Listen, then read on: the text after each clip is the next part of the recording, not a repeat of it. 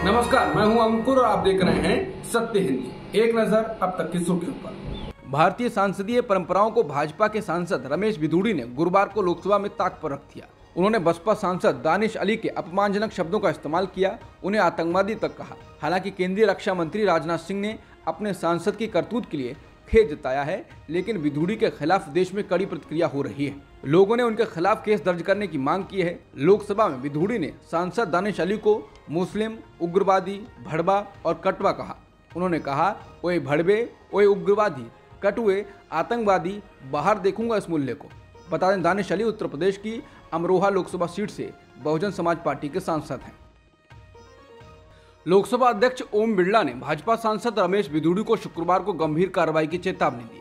भाजपा सांसद बिधूड़ी की संसद में घोर सांप्रदायिक टिप्पणियों ने बड़े पैमाने पर आक्रोश पैदा कर दिया है। हालांकि उनकी टिप्पणियां रिकॉर्ड से हटाई जा चुकी हैं। लोकसभा सचिवालय के अधिकारियों के अनुसार बिरला ने लोकसभा में चंद्रयान की सफलता पर चर्चा के दौरान मुस्लिम सांसद दानिश अली के लिए रमेश बिधूड़ी द्वारा इस्तेमाल किए गए आपत्तिजनक शब्दों को गंभीरता से लिया है। अधिकारियों ने कहा कि अध्यक्ष ने बिधूड़ी को इसी तरह का व्यवहार दोबारा करने पर सख्त कार्रवाई की चेतावनी दी है। रमेश बिधूड़ी की गालियों पर कांग्रेस नेता जयराम रमेश ने मांग करते हुए कहा है, यह बेहद शर्म की बात है। राजनाथ सिंह की माफी स्वीकार्य नहीं है और आधी अधूरी है। यह संसद का अपमान है। ये निलंबन का स्पष्ट मामला है और बिधूड़ी का बयान हर भारतीय का अपमान है। भाजपा नेता के खिलाफ सख्त से सख्त कार्रवाई की जाए। कांग्रेस ने कहा कि पिछले सत्र में लोकसभा में कांग्रेस नेता अधीर रंजन चौधरी को कथित तौर पर मंत्रियों का अपमान करने के लिए निलंबित कर दिया गया था। भाजपा सांसद बिधूड़ी ने उससे भी बदतर बात कही है, पर कोई कार्रवाई नहीं की जा रही है।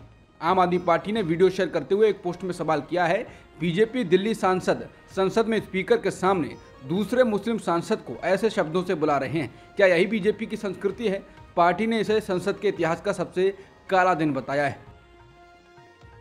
आरजेडी सांसद मनोज झा ने कहा है कि वो संसद में भाजपा सांसद द्वारा इस्तेमाल किए गए सांप्रदायिक अपशब्दों से दुखी हैं। झा ने कहा कि मुझे दुख हुआ, लेकिन आश्चर्य नहीं।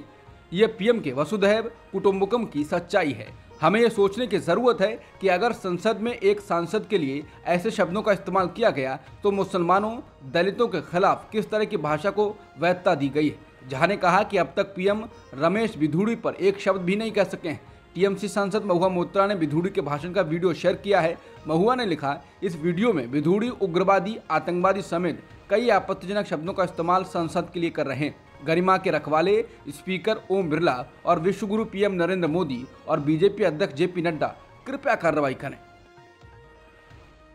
टीएमसी सांसद महुआ मोइत्रा ने कहा है कि मुसलमानों, पिछड़ों को गाली देना बीजेपी की संस्कृति का अभिन्न अंग है। ज्यादातर लोगों को अब तक इसमें कुछ भी गलत नहीं दिखता। नरेंद्र मोदी ने भारतीय मुसलमानों को अपनी ही धरती पर डर की ऐसी स्थिति में जीने पर मजबूर कर दिया है कि वो मुस्कुराकर सब कुछ सह लेते हैं। लेकिन मैं इसकी निंदा करती रहूंगी, क्योंकि मां काली ने मुझे रीढ़ दी है।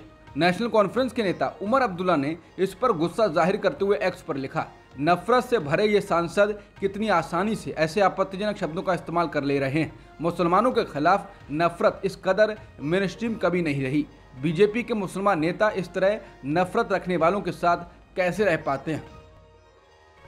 रमेश बिधूड़ी का जैसे जैसे वीडियो सोशल मीडिया पर वायरल हो रहा है, पार्टी के एक और सांसद के हाव भाव पर सवाल खड़े हो रहे हैं। दरअसल कल लोकसभा में जब बिधूड़ी बसपा सांसद दानिश अली को मुल्ला, आतंकवादी, उग्रवादी जैसे अपमानजनक शब्द कह रहे थे, तो पूर्व मंत्री हर्षवर्धन बगल में बैठे हंस रहे थे। यही तस्वीर वायरल होने लगी तो वो घिर गए।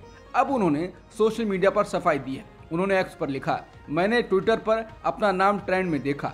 इस दुर्भाग्यपूर्ण मामले में कई लोगों ने मुझे घसीटा है। जब दो सांसद सदन में एक दूसरे के खिलाफ असंसदीय भाषा का इस्तेमाल कर रहे थे, हमारे वरिष्ठ नेता राजनाथ सिंह जी पहले ही दोनों पक्षों के इस तरह की अक्षम्य भाषा के इस्तेमाल की निंदा कर चुके हैं।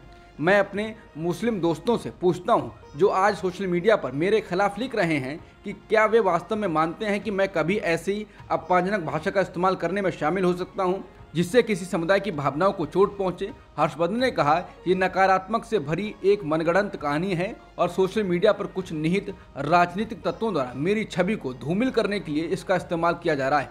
हर्षवर्धन ने अपनी सफाई में कहा कि 30 वर्षों के सार्वजनिक जीवन में मैंने अपने निर्वाचन क्षेत्र के लाखों मुस्लिम भाइयों और बहनों के साथ काम किया है। चांदनी चौक की गलियों में जन्मा और पला बढ़ा।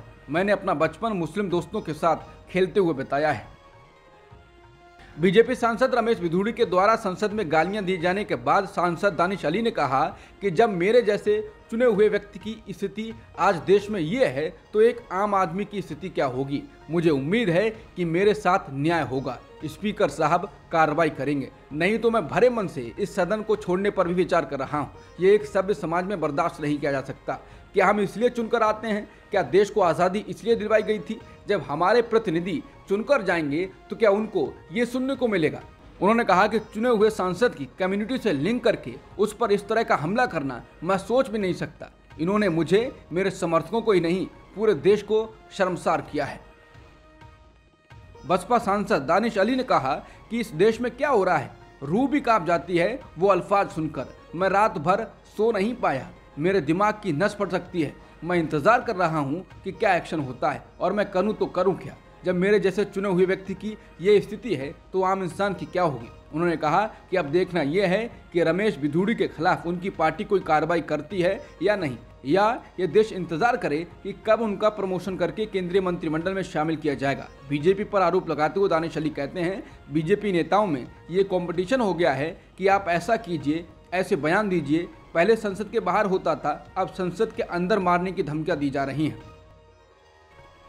कांग्रेस सांसद राहुल गांधी ने शुक्रवार को महिला आरक्षण बिल पास किए जाने की प्रशंसा की और कुछ सवाल भी उठाए।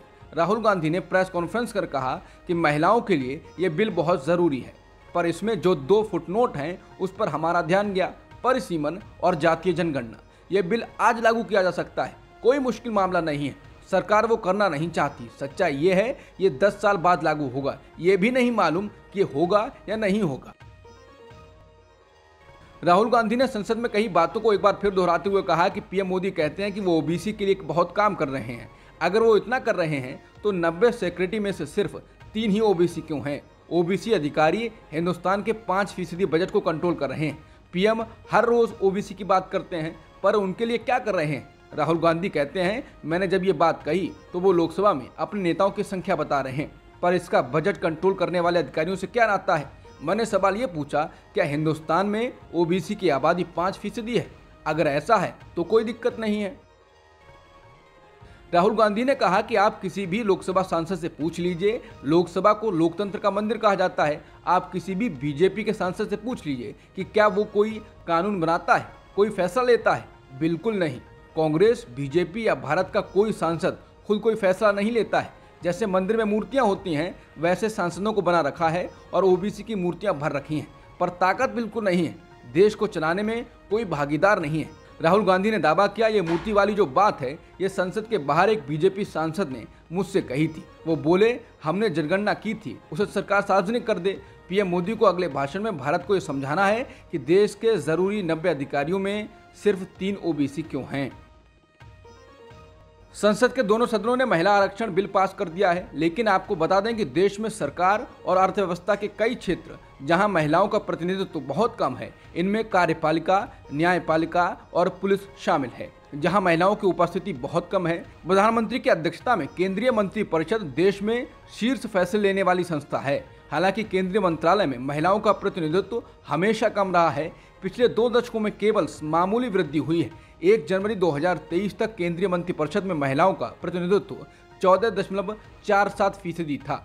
76 सदस्यीय मंत्रालय में 11 महिलाएं, जिनमें 2 कैबिनेट मंत्री हैं और 9 राज्य मंत्री शामिल हैं। उच्च न्यायपालिका में भी महिलाओं का प्रतिनिधित्व कम रहा है।